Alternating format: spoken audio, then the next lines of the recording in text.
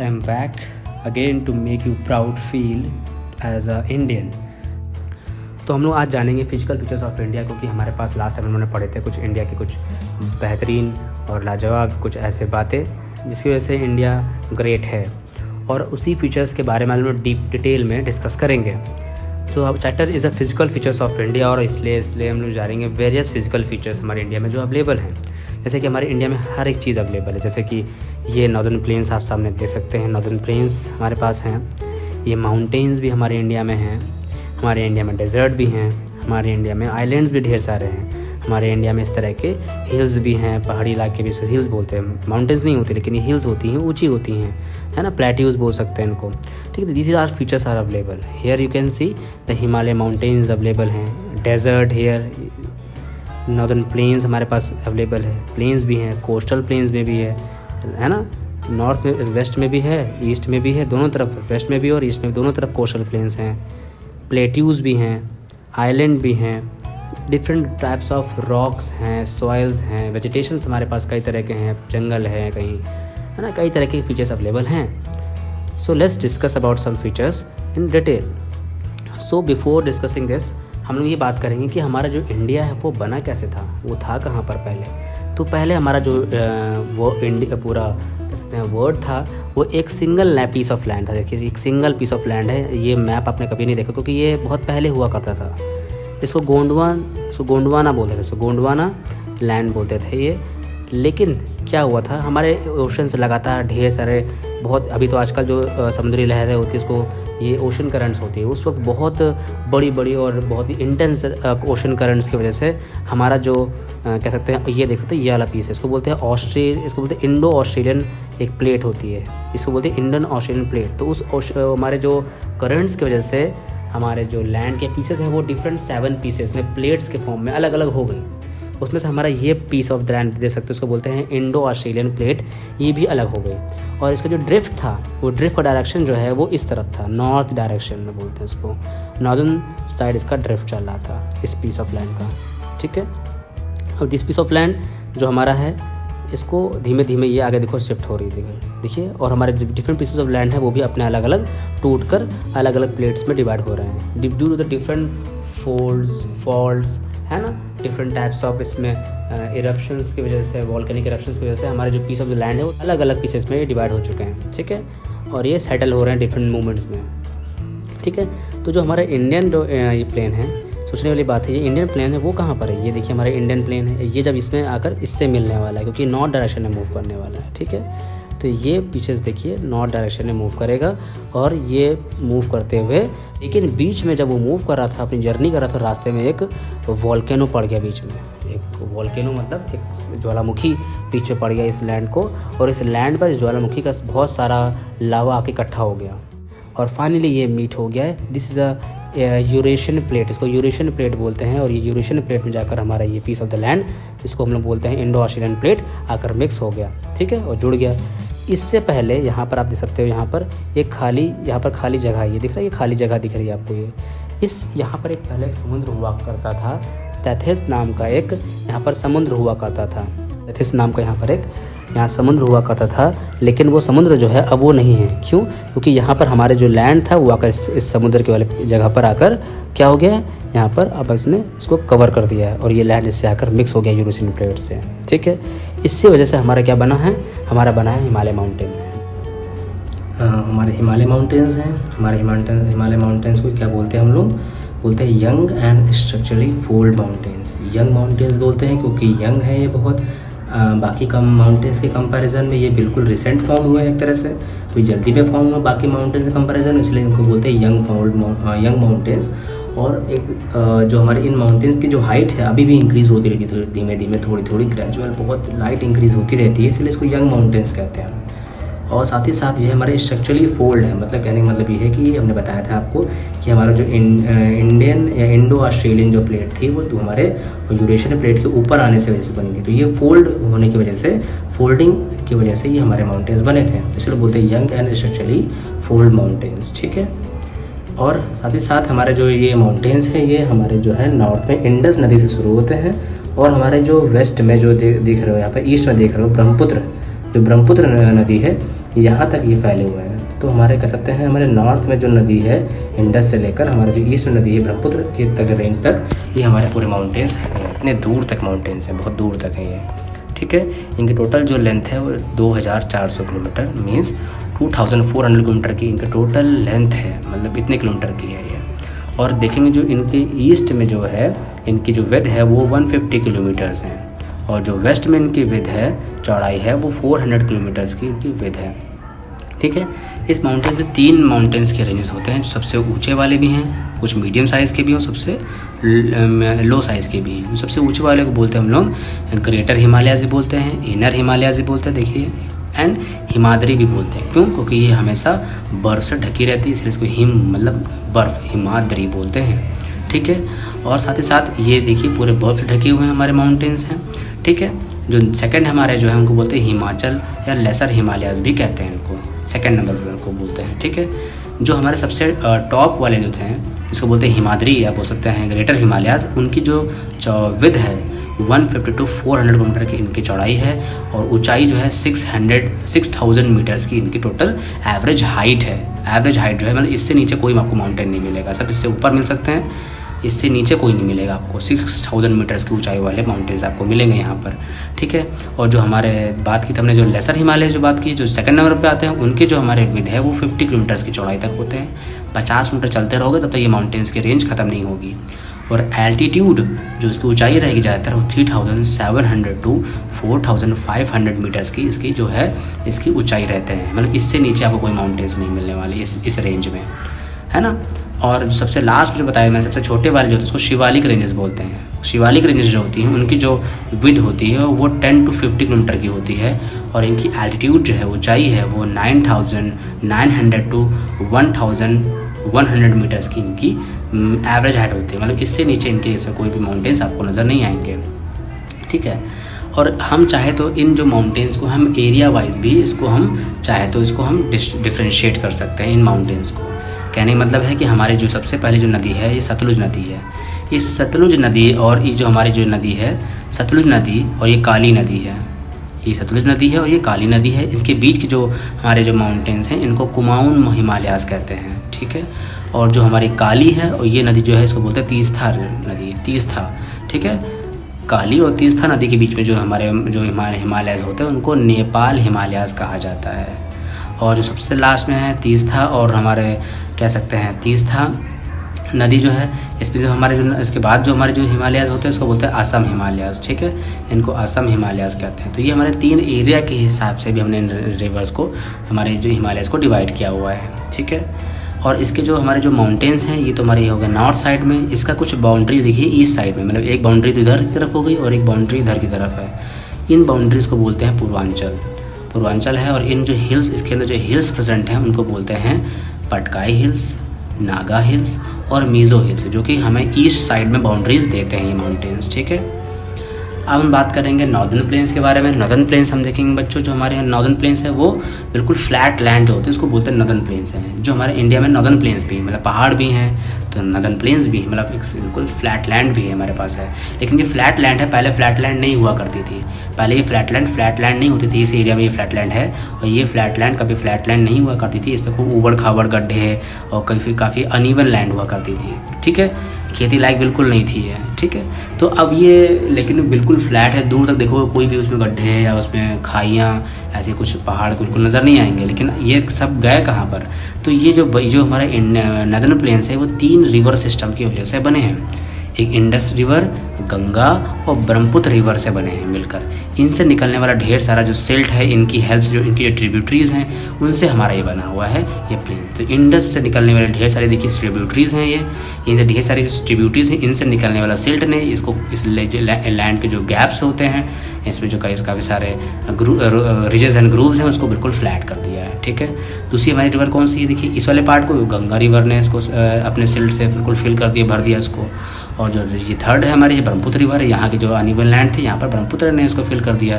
तो हमारे पास वास्ट नॉर्दर्न प्लेन्स एरिया एकदम रेडी हो गया to harvest and to grow various types of crops.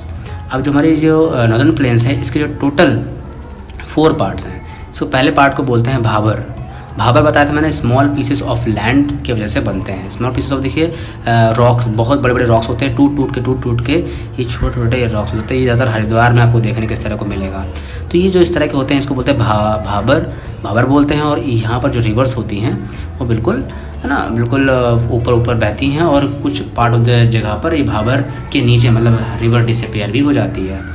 उस भाबर के बाद आती है तराई। मतलब हमारे पास जो नॉर्दर्न प्लेन्स हैं उनके 4 पार्ट हैं, भाबर, दूसरा पार्ट जो है इसको तराई रीजन बोलते हैं। ये बिल्कुल इसमें दलदली इलाके काफ़ी ज़्यादातर देखने को मिलते हैं, ठीक है, घास वाले खूब सारे मैदान मिलते हैं आपको। और जो थर्ड है उसको बोलते हैं भांगर जो होती है पुरानी मिट्टी जो होती है इसको बोलते हैं ओल्ड एल्यूवियम डिपॉजिट। जो पहले बहुत सालों पहले ये हमारी जो एल्यूवियम डिपॉजिट हुई थी इसको बोलते हैं भांगर। और जो अभी न्यू डिपॉजिट हो रही है जो एल्यूवियम उसको बोलते हैं खादर बोलते हैं। देखिए खादर है। तो ये हमारे इस पूरे नॉर्दर्न प्लेस में ये 4 पार्ट में हमको ये डिवाइडेड है। Bhabar is a small pieces which is done by the flowing rivers. जो रिवर्स होती हैं वो बहुत स्पीड से बहती है। तो बताया था मैंने आपको कि जो भाबर है हमारी, ये स्मॉल पीसेस ऑफ जो रॉक्स होती हैं वो बनती हैं हमारे बड़े बड़े रॉक्स के टूटने से। जब टूट जाती हैं रॉक्स तो ये स्मॉल पीसेस पे कन्वर्ट हो जाती है भाबर। और इन्हीं भाबर जो रॉक्स हैं ये 4 ऊपर से बिल्कुल ढक जाती हैं, तो नीचे जो रिवर्स होती है इन्हीं के नीचे बहती है। तो ये रिवर यहाँ पर दिखती नहीं, यहाँ पर ये डिसअपेयर हो जाती है। नदी जहाँ होती है, नदियाँ जो होती हैं इन भाबर्स के बड़े बड़े पत्थरों के पीसेस में खो जाती है। क्यों? क्योंकि उसके नीचे पानी बह रहा होता है और पत्थर के बीच में काफ़ी स्पेसेस होते हैं, उनसे से पानी बहता रहता है। तो रिवर्स जो होती है वो डिसअपेयर हो जाती है हमारी, ठीक है। लेकिन ये आगे चलकर क्या होती है, दोबारा से रीअपेयर होती हैं। और रीअपेयर होती हैं तो ये कहलाती है हमारे तेराई रीजन्स, है ना। तो already I have told about the Terai regions. तो तेराई रीजन्स हैं हमारे ये। तो तेराई रीजन्स कैसे होते हैं हमारे ये, जो दोबारा रीअपेयर होते हैं, जो रिवर्स हमारे डिसअपेयर हो गई थी तो तेराई रीजन्स कहते हैं। और ये बहुत ही वेट होते हैं, दलदली होते हैं और ये बहुत ही ज़्यादा है ना मार्शी भी होते हैं। तो ये वेट है, स्वैम्पी और मार्शी एरियाज़ जो होते हैं इससे आइडेंटिफाई होती है ये हमारी जो है तेराई रीजन्स, ठीक है। तो हमने देख लिया भाबर, है ना। आफ्टर दैट ये तेराई रीजन है हमारे पास। उसके बाद देख रहे हैं ये रिवर के 2 कोस्ट हैं। यहाँ पर रिवर के 2 है, इसके बीच में पानी बहता है, ये स्पेस है जहाँ पर पानी बह रहा है इसके, ठीक है। ये 2 कोस्ट हमारे हैं, ठीक है। तो हमारे जो ये है इसी को हम लोग बोलते हैं भांगर। इसे क्या बोलते हैं हम लोग? भांगर बोलते हैं, क्योंकि ये ऑलरेडी बहुत पहले से है, पानी इसके अंदर बह रहा था और ये भांगर है। लेकिन जब पानी का जब कोर्स कम हो जाता है, जब रिवर सीजन या रेनी सीजन नहीं रहता है तो पानी जो होता है वो कम हो जाता है, तब हमको ये और नई एल्यूवियम दिखाई देती है। ये ओल्ड एल्यूवियम है जो बिल्कुल बहुत पुराने ये यहाँ डिपॉजिट हुई थी, इसको बोलते हैं भांगर। और नीचे जो ये डिपॉजिट हो रही है इसको बोलते हैं खादर। ये हमारी जो खादर है ये अभी भी न्यू डिपॉजिट हुई है, क्योंकि इसका जो रिवर का जो है वाटर जो है कम हो गया तो ये और दिखने लगी, तो इसे बोलते हैं खादर है। ये भी एक तरह की एल्यूवियम ही है, लेकिन न्यू डिपॉजिट है, ये ओल्ड डिपॉजिट है, ठीक है। और इसको जो हमारा जो एरिया है इसको बोलते हैं फ्लड प्लेन। जिस एरिया में रिवर केस में पानी बहता है ना, इसको बोलते हैं इसको बोलते हैं फ्लड प्लेन। तो जो इसका पूरा एरिया है वो 7 लाख स्क्वायर किलोमीटर है। और जो इसका टोटल लेंथ है वो है 2400 किलोमीटर का टोटल पूरा लेंथ है, from the west to east का देखा जाए, वेस्ट टू ईस्ट का। तो इसका टोटल जो लेंथ है 2400 किलोमीटर का है। और जो इसका ब्रेथ है वो 240 से 320 किलोमीटर्स का इसका ब्रेथ है हमारे नॉर्दर्न प्लेन्स का, ठीक है। तो ये हमारा देखते हैं नेक्स्ट टॉपिक हमारा जो बच्चों इसमें है वो पेनिनसुलर प्लेट्यू है। और पेनिनसुलर प्लेट्यूज जो होते हैं हमारे वो क्या होते हैं, तो बताया था मैंने ऑलरेडी, जो हमारा जब पहले इंडो गाइगेंटिक प्लेन जो था वो मूव कर रहा था टूवर्ड्स द नॉर्थ, तो बीच में क्या पड़ गया था, एक वॉल्केनो बताया था आपको मैंने। तो जो वॉल्केनो बीच में पड़ा था उसके जो लावा निकला था उसके डिपॉजिट से हमारा बना है ये हमारा, देखिए लेयर बाय लेयर इस पर डिपॉजिट देख सकते हो आप लोग। इसमें लेयर बाय लेयर डिपॉजिट्स होते हैं, इस तरह के लेयर बाय लेयर इसमें क्या है डिपॉजिट्स होते हैं। इसी लेयर बाय लेयर डिपॉजिट से हमारा बना है हमारा पूरा ये प्लेट्यू, इसको बोलते हैं हम लोग पेनिनसुलर प्लेट्यू। ये पूरा पेनिनसुलर प्लेट्यू हमारा इसी तरह बना हुआ है बिल्कुल, ठीक है। ये जो इस पेनिनसुलर प्लेट्यू के 2 पार्ट हो गए हैं, किसकी वजह से, हमारी इस नर्मदा नदी की वजह से। ये नर्मदा नदी हमारी है और नर्मदा नदी की वजह से यहाँ पर इसके 2 पार्ट हो गए हैं। जो नर्मदा नदी के जो नॉर्थ वाला पार्ट है, नर्मदा नदी के जो नॉर्थ वाला पार्ट है इसको सेंट्रल हाईलैंड्स कहते हैं। और जो हमारा नर्मदा नदी का जो साउथ वाला पार्ट है ना, उसको डेक्कन प्लेट्यू कहते हैं। तो इसका जो ऊपर वाला पार्ट है ये हमने देखा, ये जो ऊपर वाला पार्ट है ये सेंट्रल हाईलैंड कहलाता है। जो नीचे वाला पार्ट है इसको डेक्कन प्लेट्यू कहते हैं, ठीक है। तो नर्मदा नदी के हमारे जो नॉर्थ में है हमारे पास विंध्या रेंज है, रेंज मतलब एक तरह की हिल्स वाली रेंज है, विंध्या रेंज है यहाँ पर। और जो हमारे नर्मदा नदी की जो साउथ में Satpura, S for south S for Satpura, तो नर्मदा नदी के साउथ में सतपुरा रेंज है। तो इन दो पहाड़ियों के बीच में ये नदी बहती है, इसको बोलते हैं नर्मदा नदी हमारी, ठीक है, जो कि डिवाइड करती है हमारे डेक्कन प्लेटू को 2 पार्ट्स में, सेंट्रल हाईलैंड और डेक्कन प्लेटू में, ठीक है। हमारे पेनिनसुलर प्लेटू को 2 पार्ट में डिवाइड करने वाला कौन है? ये नर्मदा नदी, सेंट्रल हाईलैंड और डेक्कन प्लेटू, ठीक है। अब हम देख सकते हैं हमारे बिल्कुल टॉप में देख सकते हैं, बिल्कुल नॉर्थ में हमारे पास क्या है? अरावली रेंजेस भी हैं। रेंजेस हैं एक तरह के भी हिल्स है, अरावली रेंजेस हैं, ये थोड़ी बहुत ज़्यादा हाइट की नहीं होती हैं अरावली रेंजेस। और ये हमारे बिल्कुल डेक्कन प्लेटू के नॉर्थ में देख सकते हैं आप लोग, ठीक है। और जो ये जो हमारी 2 नदियाँ यहाँ पर इसी पड़ती हैं, इसे बोलते हैं चंबल, जो कि एक ट्रिब्यूटरी है गंगा की, और बेटवा, ये दोनों जो ट्रिब्यूटरी हैं किसकी? गंगा नदी की। ये क्या होती हैं? ये बहती हैं हमारी टूवर्ड्स नॉर्थ ईस्ट। ये देखिए नॉर्थ ईस्ट डायरेक्शन है, ये नॉर्थ ईस्ट का डायरेक्शन है हमारा ये, ठीक है। ये नॉर्थ है, ईस्ट है, तो बीच का डायरेक्शन क्या बोलते हैं उसको? North east. तो नॉर्थ ईस्ट के डायरेक्शन में बह रही है। इससे ये समझ में आता है कि जो इसका स्लोप है, इसकी ढलान है, वो ढलान जो है इसकी इस तरफ है, और इस तरफ इसका ऊंचा होगा, और इस तरफ इसकी ढलान होगी। तो हमको इस नदी के फ्लो से हमको ये भी समझ में आता है कि किस तरफ स्लोप होगा। तो नदी के स्लोप से हमें समझ में आता है कि नदी के फ्लो से समझ में आता है कि उसका जो पूरा ज़मीन है उसकी जो स्लोप किस तरफ होगी, ठीक है। तो समझ में आता है कि स्लोप जो है उसकी हमारी नॉर्थ ईस्ट की तरफ है, ठीक है। इसमें कई सारे हमारे कुछ इंपॉर्टेंट लैंड पीसेस हैं, जैसे बोलते हैं इसको बघेलखंड। ये कुछ हमारे पीस ऑफ द लैंड, इसका स्पेशली नाम इसको रखा है बघेलखंड। और जो हमारे है बुंदेलखंड, ये रेड पार्ट वाला इसको बोलते हैं बुंदेलखंड। एंड मालवा प्लेट्यू, इसको called as Malwa plateau. And here you can see Chota Nagpur plateau, ठीक है। और इस जो प्लेट्यूज आप देख सकते हैं, बघेलखंड, बुंदेलखंड, है ना, छोटा नागपुर प्लेट्यू, ये सब जो प्लेट्यूज़ हैं इसके कुछ और भी पार्ट्स हैं जो कि हमारे किधर ईस्ट में है ना, जो कुछ हमारे ईस्ट में है। तो वो कौन से पार्ट है हमारे हैं? तो हम देख सकते हैं कि पहले डेक्कन प्लेटू के जो नॉर्थ में हमारे पास क्या है? सतपुरा रेंज है। यहाँ पर सतपुरा रेंज मैंने आपको ऑलरेडी बताया था, अभी सतपुरा रेंज है, ठीक है। तो इधर हमारा आप देख सकते हो यहाँ पर और भी कुछ हमारे इंपॉर्टेंट प्रोमिनेंट हिल्स हैं, इसको बोलते हैं महादेव हिल्स हैं, मायकाल हिल्स है, और हमारी है कुमाऊँ हिल्स। ये हमारे हिल्स जो है हमारे पास इस जगह पर अवेलेबल हैं, ठीक है। और कुछ हमारे ईस्ट में तो हम बताया था मैंने, कुछ पार्ट ऑफ द प्लेट्यू इसका इधर भी है, इसको बोलते हैं मेघालय प्लेट्यू, ठीक है। मेघालय प्लेट्यू है, ठीक है। Karbi Anglong plateau you can see here, and this is a north Cachar hills. तो ये सब जो हमारे जो हिल्स हैं प्लेट्यूज ही कुछ पार्ट ऑफ द हिल्स है जो कि हमारे यहाँ पर भी ईस्ट डायरेक्शन में भी यहाँ पर देखने को मिल सकती है, ठीक है। और इसमें कुछ हमारे प्रोमिनेंट हिल्स भी, इसको बोलते हैं गारो हिल्स, खासी हिल्स और जानतिया हिल्स। ये इंपॉर्टेंट हिल्स हैं जो कि इस एरिया में प्रोमिनेंट हैं, है ना। और हमारे पास क्या है इंडिया में देख सकते हैं कितनी तरह की चीज़ें हैं हमारे पास, और कितने डाइवर्स हैं, और काफ़ी फीचर्स हमारे पास अवेलेबल है इंडिया में। जैसे देख सकते हो यहाँ पर वेस्टर्न घाट्स हैं, इसे बोलते हैं वेस्टर्न घाट्स। ये वेस्टर्न घाट्स एक तरह की हिल्स होती हैं, और ये ईस्ट में होती है ईस्टर्न घाट्स इसलिए बोलते हैं, ये वेस्ट में इसलिए बोलते हैं वेस्टर्न घाट, ठीक है। ये तरह की हिल्स हैं। आप देख सकते हो यहाँ पर कि जो वेस्टर्न घाट्स हैं इनकी हाइट ज़्यादा है रदर दैन ईस्टर्न घाट्स, ठीक है। वेस्टर्न घाट्स की जो ऊंचाई है वो 900 से 1600 मीटर्स की ऊंचाई है, ठीक है। और ईस्टर्न घाट्स की जो ऊंचाई है वो 600 मीटर्स है, यहाँ पर आप देख सकते हो, ठीक है। तो ईस्टर्न घाट्स की यहाँ पर वेस्टर्न घाट्स और ईस्टर्न घाट्स की ऊंचाई आप देख सकते हो, ठीक है, जो कि इसका एवरेज हाइट आपको देख सकते हो। तो ये ऊंची ज़्यादा होती है, ठीक है। और आपने देखा यहाँ पर कि इसमें ऑलरेडी बताया था मैंने आपको कि यहाँ पर कई रिवर्स हैं, जैसे महानदी, गोदावरी, कृष्णा, कावेरी। ये नदियाँ जो होती हैं इसकी वजह से जो हमारे जो ईस्टर्न घाट्स होते हैं वो डिसकॉन्टीन्यूस होते हैं, मतलब कई पार्ट में, क्योंकि बीच में यहाँ पर कई सारे यहाँ पर आ जाते हैं, कई सारे रिवर्स आ जाती हैं। और इसकी वजह से जो हमारे ये जो ईस्टर्न घाट्स हैं इनकी जो चौड़ाई होती है ज़्यादा होती है, ठीक है, क्योंकि यहाँ पर कई सारे डेल्टास फॉर्म होते रहते हैं इस नदी की वजह से, जिसकी वजह से ईस्टर्न घाट ज़्यादा चौड़े होते हैं। वेस्टर्न घाट की थिकनेस होती है वो कम होती है, ऊँची होती है, लेकिन क्या होती है, थिकनेस कम है, मतलब ये बहुत ही थिक है, थिन है यहाँ पर, बस इतनी है। और ये आप देख सकते हैं यहाँ पर जो सबसे ज़्यादा ऊंची हिल है किसमें हमारे, क्योंकि हमने डिस्कस ऑलरेडी कर चुके हैं। यहाँ पर हमने डिस्कस ये किया था कि जो हमारे जो वेस्टर्न घाट्स हैं, वेस्टर्न घाट्स में सारी जो हिल्स होती है ऊंची होती हैं। तो सबसे हाईएस्ट ऊंची हिल जो होती है उसको बोलते हैं अनाईमुड़ी जो देख सकते हैं आपने यहाँ पर सबसे ऊंची है, 2695 मीटर्स की ऊंचाई है। 2695 मीटर्स की ऊंचाई सबसे ऊंची हिल जो है इस वेस्टर्न घाट की है वो अनाईमुड़ी है, ठीक है।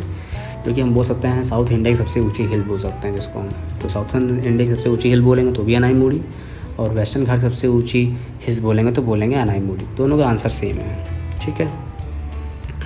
और हमने बताया था आपको कि इसका जो हमारा ईस्टर्न घाट है वो कहाँ शुरू होता है, महानदी नदी से लेकर नीलगिरी तक, नीलगिरी जो हमारा नीलगिरी है यहाँ तक इसकी पूरी रेंज होती है किसकी, ईस्टर्न घाट की। ठीक है, और बताया था कई सारी रिवर्स हैं जिनकी वजह से हमारे ये डिसकॉन्टीन्यूअस हो जाती है। ये घाट जो है वो डिसकॉन्टीन्यूअस है, मतलब कुछ हिल्स यहाँ तक है, फिर यहाँ पर गैप आ जाता है ड्यू टू दिस रिवर्स। ठीक है, अब ये जो सबसे ऊंची हिल अगर बात करें हम ईस्टर्न घाट की सबसे ऊंची हिल की बात करें तो बोलेंगे महेंद्रगिरी, जिसकी हाइट है 1501 मीटर्स, मतलब 1500 मीटर्स के आसपास की सबसे ऊंची हाइट ये है, जो कि कहाँ की, ईस्टर्न घाट की। ईस्टर्न घाट की सबसे ऊंची हिल का नाम है महेंद्रगिरी। ठीक है, जो महानदी के पास ही है। ठीक है, और इसमें कुछ और भी इंपॉर्टेंट हिल्स है, जैसे लिखा है जवादी हिल्स, इसकी जो इंपॉर्टेंट हिल्स है ईस्टर्न घाट की। शेवरॉय हिल्स जो इसकी बहुत इंपॉर्टेंट हिल, बहुत ऊँची मानी जाती है और इंपॉर्टेंट हिल है। इसी तरह इंडियन डेजर्ट के बारे में आइए बच्चों जानते हैं हम लोग। तो देखिए हमारे पास जो इंडियन डेजर्ट है वो क्या है, हमारे पास अरावली रेंज, अरावली हिल्स के बारे में आपको ऑलरेडी मैंने बताया था अभी आपको। नर्मदा के नॉर्थ में अरावली हिल्स है, जो कि एकदम डेक्कन प्लेटू को नॉर्थ में भी बोल सकते हैं अरावली हिल्स के जो बिल्कुल हम अगर जो इधर जाएंगे नॉर्थ के साइड, यहाँ पर जिस तरह मैं इंडिकेट कर रहा हूँ, यहाँ पर हमारे पास क्या है, अरावली हिल्स के पास जो है क्या है, यहाँ पर हमारे डेजर्ट है। ठीक है, this part is called as desert. ठीक है, सो दिस डेजर्ट एरिया जो है यहाँ बहुत ही कम रेनफॉल होती है, which is below than 150 millimetre जो है पूरे साल भर में 150 मिलीमीटर से लो रेनफॉल यहाँ पर होती है नदी। ठीक है, यहाँ पर जिसकी वजह से यहाँ के जो वेजिटेशंस हैं, हरियाली है, बिल्कुल बहुत कम होती है।